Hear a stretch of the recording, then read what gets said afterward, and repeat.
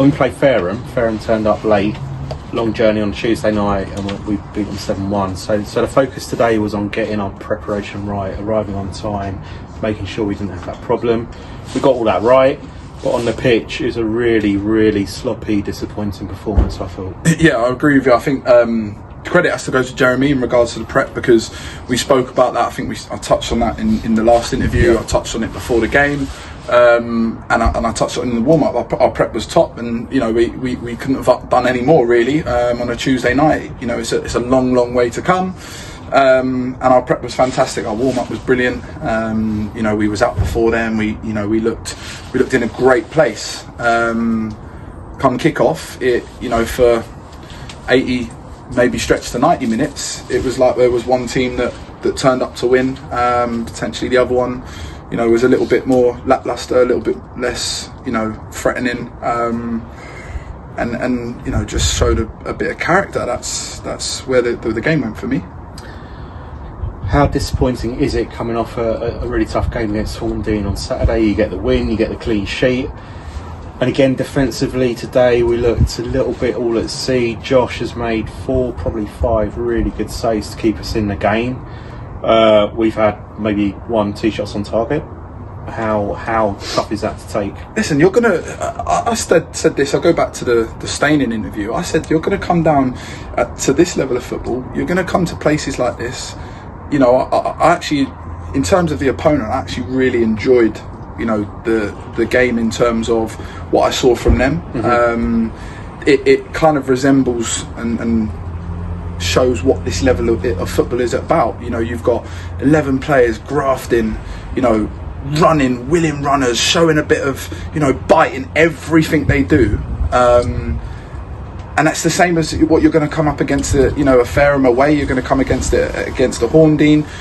These sides aren't easy to come down to, and when you do come down, you've got to match them, because otherwise you can kiss goodbye to any kind of result. I just thought all over the pitch, they had like runners that were running. They were doing it with a purpose. They had first, second, third, fourth, fifth, whatever it is, balls, everything landed on them, and they were playing percentages, playing distances, playing areas that were creating us all sorts of problems. And we didn't match that at all. The 2 goals that come from don't stop 2 crosses, don't defend 2 crosses, you're going to get punished. But if you look at the second goal, if you watch it back, the cross, we're too lazy, too lackluster to get out and stop it.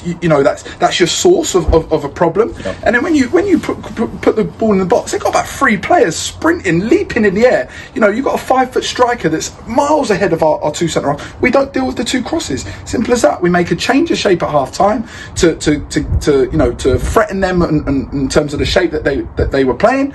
And our end product was miles off it for the standard. But I think the big difference for me is, like you were adhered to, is the desire, the grit, the determination that their players showed, and we didn't in areas. I'm not just talking about middle of the park. I'm not just talking about defensively. Even going forwards, they always look the problem, always. And listen, they didn't play pretty football, but they put balls in areas. And if you've put balls in areas and you've got people that are is running in behind and they're doing it with a purpose, it's going to cause a problem. And when you come to places like this, you have to match that. Unfortunately, we didn't.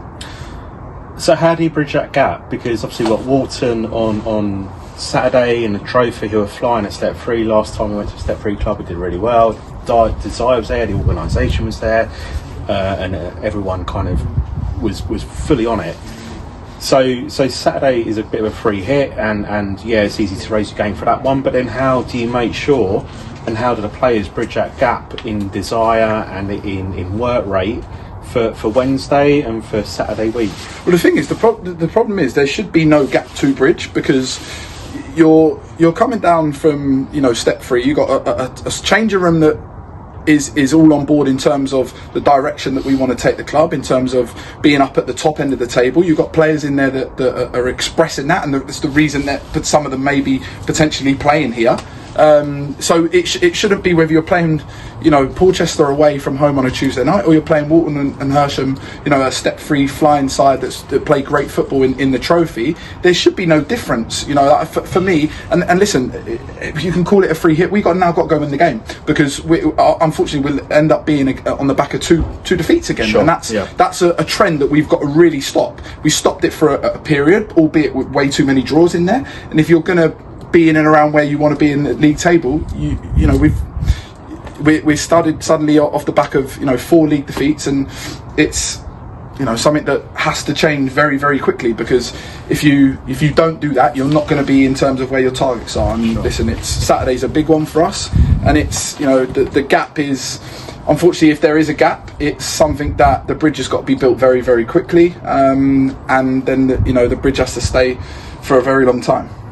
Big training session Thursday. We'll go again. Yeah, massive training session Thursday. Listen, we have to dust ourselves off, pick ourselves up, learn from this. I think there's a lot of, you know, learnings that we can take as a squad. I think as a management team, I think, you know, there's areas that we have to address very, very, very quickly, because we don't want to end up falling into, you know, a pattern of winning some, losing some. You know, that's not, we need more consistency in our side. And listen, the last thing I will say is, I've never heard a referee. I know, you know, that Portchester, credit to them, that I think they've given the fans a box of beer, but I've never heard a referee be so complimentary about, you know, a group of fans. And listen, I shared it in the group. I think I shared it with some of the fans before the game. The fact that, you know, their support today was, I know we do say it a lot, but I think today just shows the everything that we say about them is, you know, spot on. They were absolutely unbelievable. And listen, the fact that the majority of that coach is probably 25 and under, on a Tuesday night, longest away game that they're going to come to. You think about how many other kids are doing different things on a Tuesday night with their time and their money. It's probably cost them £100 each to get themselves down here, feed themselves, have a few beers.